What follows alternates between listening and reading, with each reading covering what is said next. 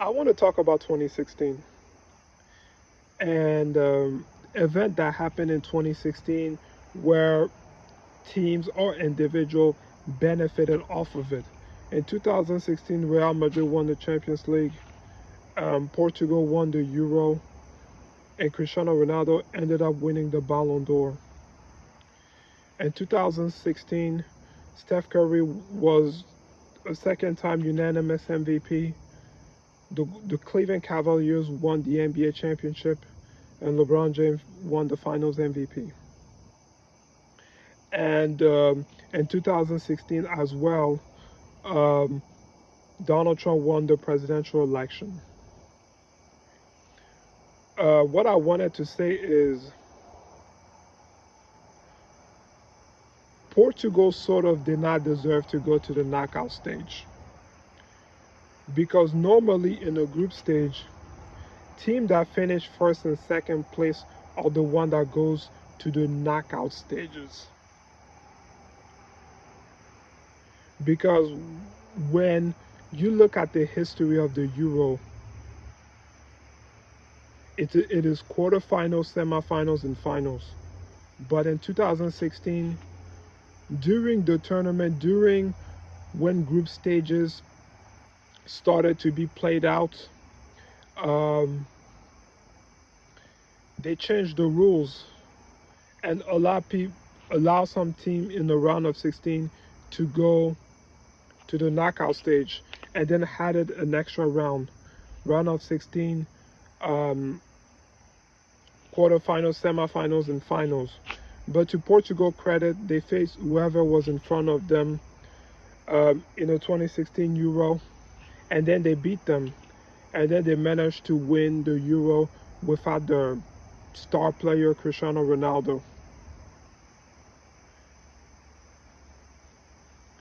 In the 2016, and then in the 2016 NBA Finals, one of the biggest factor why the Golden State Warriors lost that finals was Draymond Green's suspension. Had he not been suspended, the Warriors could have easily defeated the, the Cleveland Cavaliers. Now, a lot of people want to use this argument that LeBron James did not have Kyrie Irving and Kevin Love in the 2015 NBA Finals. But we don't know how he would have played if he had Kyrie Irving in the NBA Finals. Would he have played the same way that he played in the 2016 NBA Finals? Where he was aggressive from the beginning. LeBron did not start being aggressive until he played until game 5, 6, and 7, the final 3 games of the series. But in the first 4 games, 4 to 5 games, he was not aggressive. And then it took a Draymond Green suspension for them to get that momentum and do that 3-1 comeback. And if it's not for the Ray Allen shot and then Draymond being suspended, LeBron could have easily lost these 2 finals, and he could have like fewer rings. But the Ray Allen shot, I will give that to him because it is part of sports. It is the same thing in the 2014 Champions League Finals. Atletico Madrid was about to beat Real Madrid again for the second time in a row. But in the 92-minute, Sergio Ramos scored that header and sent that game to extra time where Real Madrid ended up winning. But Cristiano Ronaldo admitted that he was not 100% against Atletico Madrid in the Champions League final. But he was 100% the year prior in the 2013 Copa del Rey finals. And Real Madrid ended up losing to Atletico Madrid. He scored the goal opener, but they lost in extra time, and then he got red carded.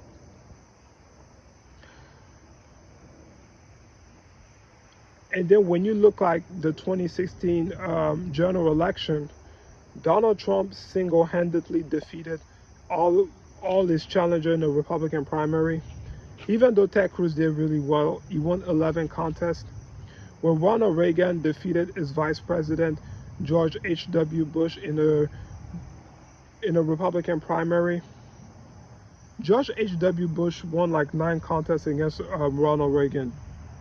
Ted Cruz won like 2 more contests more than George H.W. Bush.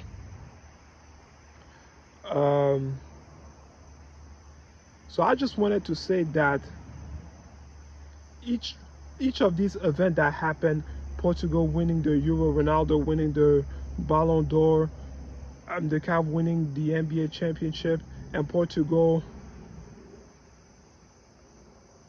and then they mostly benefited of some controversy. But Donald Trump didn't really benefit of anything. He just won the general election.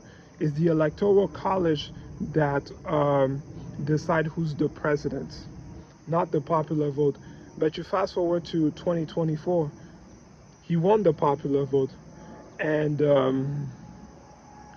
the left can no longer hold on to that narrative that he's an illegitimate president because he can only win via the Electoral College, not the popular vote. Now, a lot of people want to say that one of his popular vote victory was one of the smallest in the last 100 years. But the Democrat Party got squashed to the point that Brian Tyler Cohen stopped wearing suit and ties. That's what I gotta say.